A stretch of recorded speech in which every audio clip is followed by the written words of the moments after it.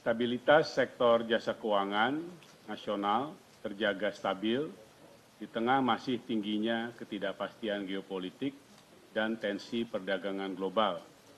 Didukung oleh permodalan yang kuat, likuiditas yang memadai, profil risiko yang manajeble, serta kinerja SJK yang stabil. Kinerja intermediasi perbankan stabil dengan profil risiko yang terjaga. Kredit perbankan Juni 2025 tumbuh sebesar 7,77% menjadi 8.059,79 triliun. Didorong oleh kredit investasi yang tumbuh sebesar 12,53%, diikuti oleh kredit konsumsi sebesar 8,49%, dan kredit modal kerja tumbuh 4,45%. Dari kategori debitur, kredit korporasi tumbuh 10,78%, kredit UMKM tumbuh 2,18%. Sementara kualitas kredit tetap terjaga dengan rasio NPL gross sebesar 2,22% dan NPL net 0,84%. Loan at risk atau LAR relatif stabil tercatat 9,73%. Di sisi lain, dana pihak ketiga perbankan tumbuh sebesar 6,96% menjadi 9.329 triliun dengan pertumbuhan giro, tabungan, dan deposito masing-masing 10,35%, 6,84%, dan 4,19%.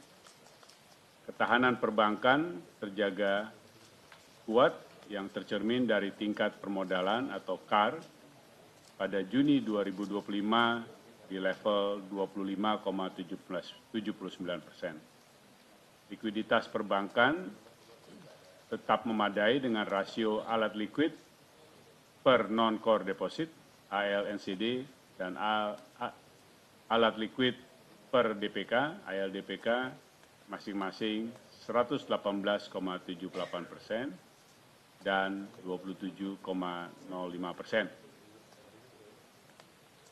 Di tengah sentimen terhadap dinamika tensi perdagangan dan geopolitik global, kinerja pasar saham domestik pada triwulan 2 2025 menguat dibanding triwulan sebelumnya. IHSG ditutup menguat 6,41% quarter to quarter pada 30 Juni 2025 ke tingkat 6.927,68 dengan nilai kapitalisasi pasar 12.178 triliun. Sementara itu, investor non-residen di triwulan 2 membukukan net sale 23,65 triliun dan memasuki Juli 2025, IHSG terus menunjukkan perkembangan positif dan ditutup 7.543,5 pada 25 Juli 2025. Penghimpunan dana di pasar modal menunjukkan tren yang positif, tercatat dengan nilai penawaran umum mencapai 142,62 triliun, yang 8,49 triliun diantaranya adalah fundraising dari 16 emiten baru. Sementara itu, terdapat 13 pipeline penawaran umum dengan perkiraan nilai indikatif sebesar 9,8 triliun.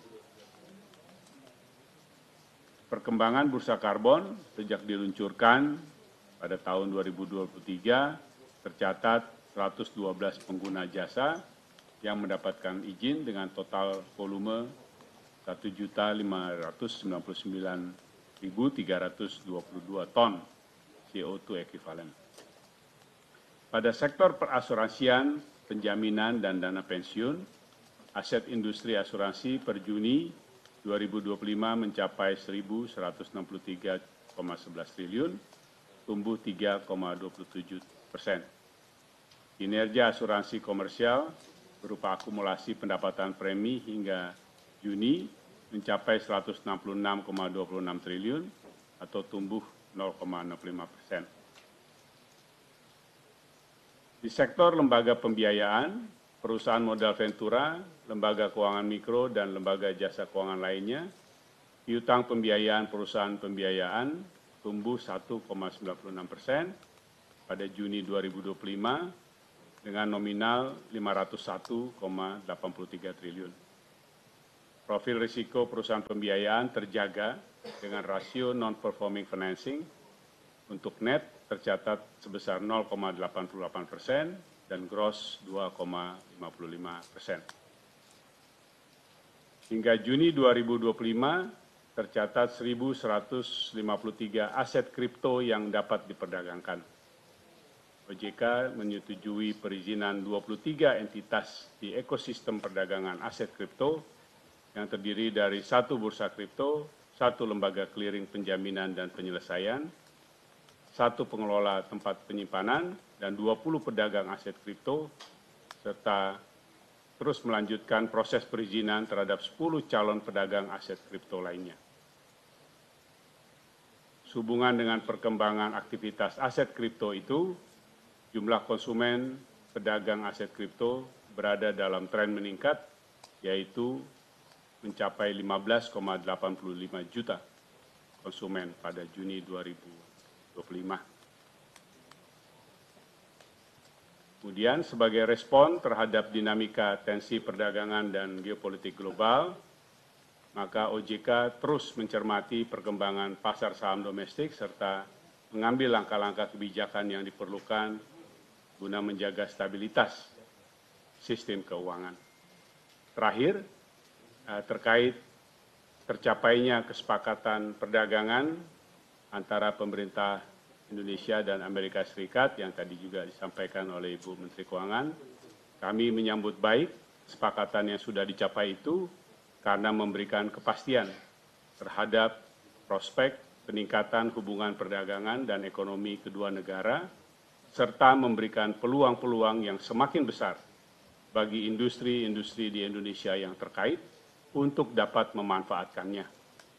Dalam kaitan itu, OJK siap mendukung penuh kebijakan dan fasilitasi yang diberikan pemerintah untuk terus meningkatkan daya saing industri-industri terkait itu, sehingga dapat merealisasikan peluang yang ada dengan sebaik-baiknya.